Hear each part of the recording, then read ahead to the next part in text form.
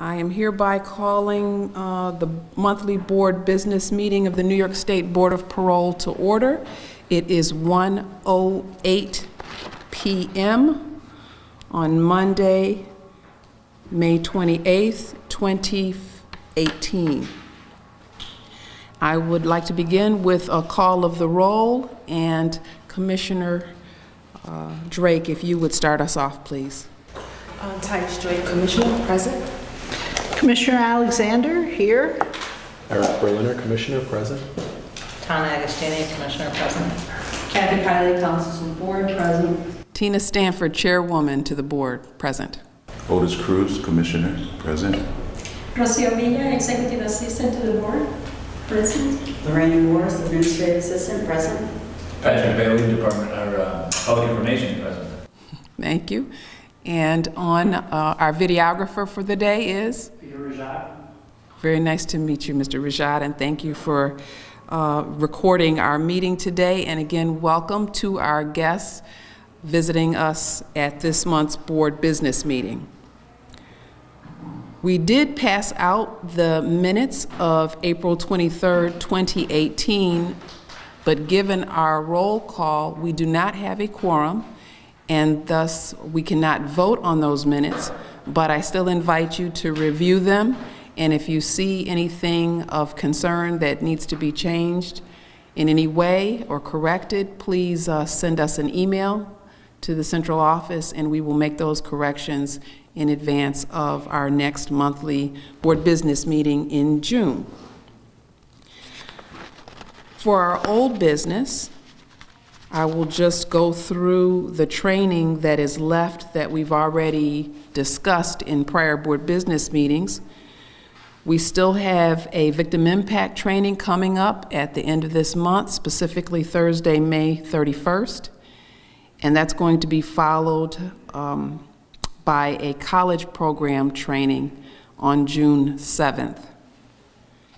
Anybody like to say anything about the training that we've had since our last board business meeting? I think at that time we had not yet had the time computation training, and if I'm not mistaken, we might not have, I think we did have the trauma. No, we hadn't had the trauma training yet either, because they were both after our last meeting. Anybody want to say anything about those trainings? Anything particularly you got out of them, or whether or not you think it's a good idea to continue to do similar trainings for the board in the future? Any comments at all? I would just like to say I think the trainings are invaluable, and I do hope that we continue them. I think with the time computation, the presenter is really quite an expert. I think we're fortunate to have him answer questions and explain the process, so I definitely hope we continue those. Thank you. In fact, our colleagues that work with our Bureau of Adjudication, the administrative law judges, also known as hearing officers, that the board has designated to hear the cases of alleged parole revocation, parole violations. They heard about the training, the time computation training, and now they're going to have their own training. So that's an opportunity to ask questions of the same experts. So it was good training, and clearly it's needed. We have been, some of our subcommittees have been meeting. In fact, by conference call or email, we have been in discussions, several of us in subcommittee, since our last board business meeting. And I'd like to give two members who are present. One is a co-chair, I think both are co-chairs of those committees that are present, reflected here, who have had some preliminary work done. I'd like to give them an opportunity to share what they've been working on and what their next steps are. So if you would, I'll start with Commissioner Berliner. Sure. The research subcommittee has met, I think it's 3 times now. I could be wrong about the number. Commissioner Shapiro very much regrets not being here to provide this update herself. We've spoken with the DOC's research office and are reviewing one proposal from the outside for research, and we have some comments to send back to them to hopefully strengthen that proposal a little bit.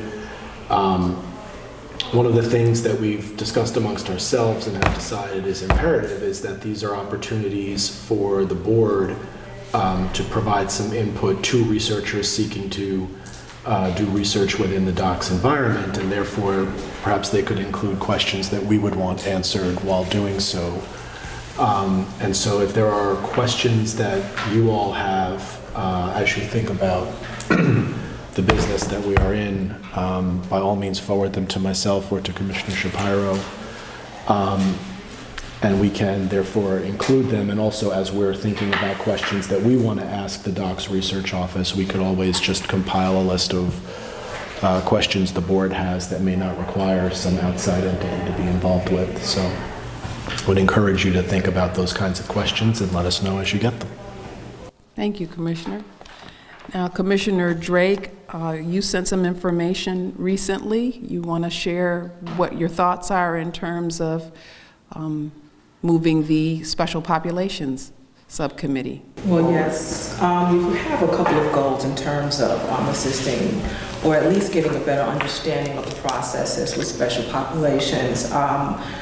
Just to be specific, inmates that are in the RMUs and trying to decrease the barriers to their release due to medical issues. They're having trouble with release and finding appropriate housing. So those are some of the things that we wish to be able to bring to the table for everyone to have a conversation about and then move forward. We're also taking a look at OMH and possibly obtaining a training. I would like to thank Commissioner Cruz. There is some overlap, I believe, in a lot of this. And we had a conversation about some of the concerns with OMH and leveling and assessment criteria. So it will be helpful for the Board of Parole, the members, to be able to understand the processes by which that leveling happens. Even if they come in with PSIs that speak to a history of significant mental health concerns, but being leveled at a 6-week and then seeing some of this stuff play out during the boards, we're having a challenge with those levelings. So I think it'll be helpful for the board to understand and have some questions for OMH so that we can try to assist in a different way that'll assist the inmates with these challenges. That's about it. Those are the two main goals, and that's what we'll be starting on, and hopefully we'll have a conference call soon on that. Now, we also have other co-chairs present here today among the members gathered. If you want to give a report or not, it's up to you. I know I didn't give you any advance warning, but if you want to say something about your committees, you're welcome to as members or co-chairs. Anything further? Well, I could add, in terms of the legislative subcommittee, that we've been doing a lot of reading lately. We've not been able to have an in-person meeting. We're actually working on scheduling another in-person committee meeting that I hope will happen soon. But there's been a number of pieces of legislation that have been advanced by the upper and lower houses that we're reading through, regulation that we're reading through. So at this point, we're preparing, basically, for our next gathering, doing much of the reading of the relevant legislation in advance. Thank you. Have anything else? Training, we haven't gotten that far, but we have, because we've been getting such excellent training without a training committee, but we think that it might be a good idea to have some back to basics kind of training. We've identified rescission, we've identified decision-making and writing in view of the new regulations. We've identified parole violators, that specific interview, And I know that Commissioner Smith had one more item which escapes me right now. Thank you. Thank you. Anything else? Anyone else want to add? Okay, as a member of Bridge the Gap, we've had some conversation around some ideas that we would like to sort of thrash through, get the rest of the board's opinion, and also just sort of codify what we're saying and expected to accomplish in looking at some of these things. Some of them are protocols for DVDs that we often get DVDs to listen to in preparation for an interview, and they come in various forms. We've had news broadcasts, family memorabilia, and we've had straightaway statements, and they are of varied length. They've been up to an hour or less. Or what's the format for those so that we could best see it, utilize our time, and so forth. We've talked a little bit about voter registration for individuals who are still on parole, and that the governor has, sanctioned that process, that they can in fact vote. How do we help prepare them? How do we alert them? Is it a part of the general questioning that parole officers afford individuals during their interview? They usually ask them, are you keeping your curfew, or are you taking your medications? Did you register to vote? It can go as simple as that. And to help them with the process if one expressed interest. To piggyback on the OMH concerns that were raised, and the recommendation that training would probably give us a better understanding of how they come to their leveling, I think it would also give OMH a better understanding of how we function. It's amazing how we talk to individuals or departments that interface with us, and they really don't know how we do what we do, and we probably have some questions as well. So the exchange is one that I welcome, and I think that the group is beginning to talk about how valuable it would be in the work that we do. Thank you. Thank you for that report on the Bridge of the Gap Subcommittee and for all the reports given today. As I mentioned at our April meeting, we are in the midst of really trying to finalize completing our electronic folders for our upcoming accreditation. And Rocio and I will be reaching out again to ask for copies of documentation that would satisfy our expected practices in during the time periods that we still need some examples. So please be on the lookout for that. And I'm hoping we'll send those out. We'll start sending those out on maybe Fridays before board weeks, so that it'll give you some time to open up your emails, see what we're looking for, maybe make a note of it so that if you see something that fits the bill, you can have staff make a copy of it and bring it and send it to central office for our accreditation purposes. In terms of new business, an item that was new last month was I had asked for everyone to give me an update on their mileage with your plate number included. If you haven't had a chance to do that, please do that for me this month. It'd be greatly appreciated. We are in the process of trying to distribute registration stickers that have come in, placards that have come in. There may be some that we're missing, so just bear with us. Please be patient, and we will try to get those to you as soon as we can in the most secure way possible. Ideally, when you come through the central office for your boards, but we may be able to get them to you sooner.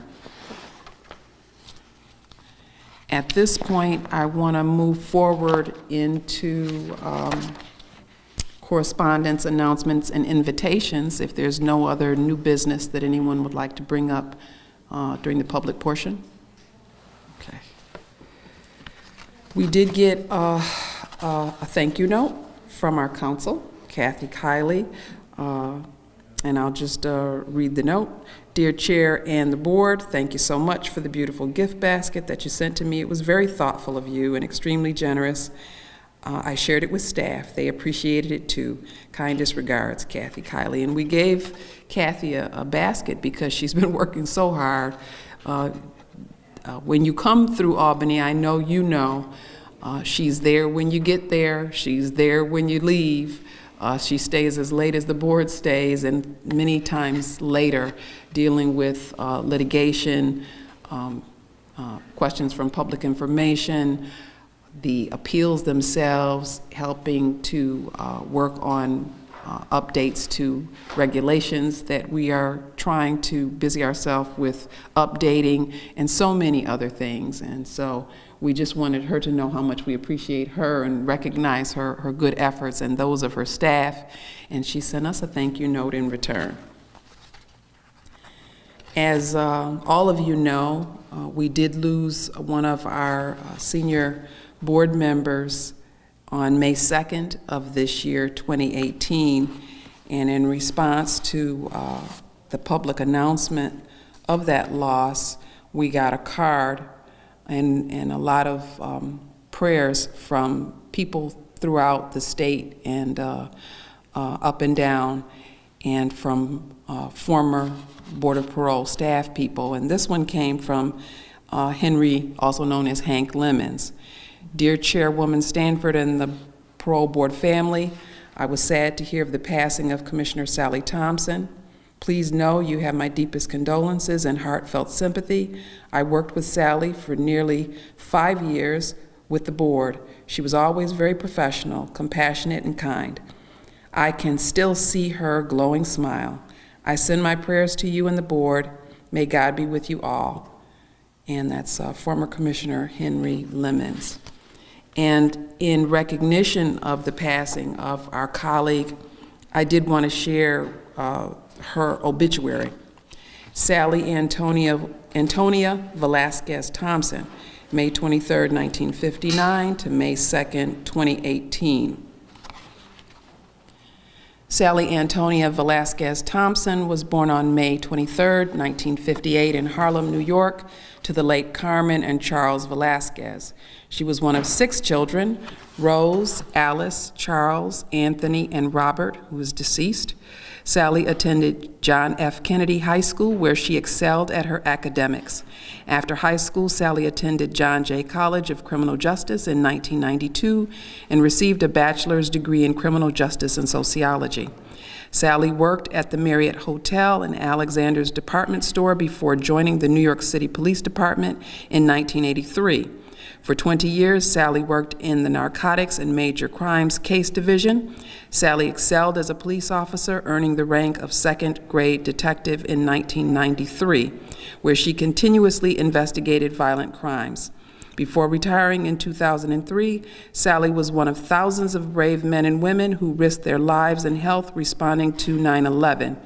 Sally was a member of the Fraternal Order of Police and Detectives Endowment Association.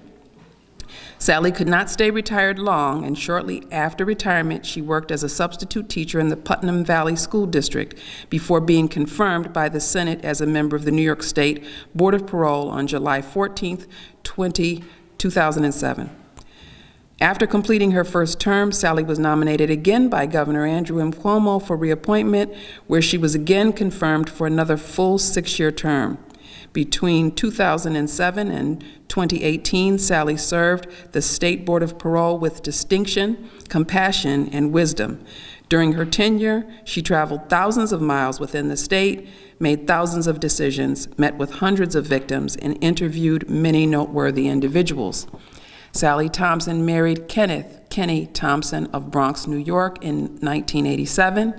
Sally always shared that Kenny, a fellow police officer, was first attracted to her car, a 1981 BMW 320i, which she always kept in top condition.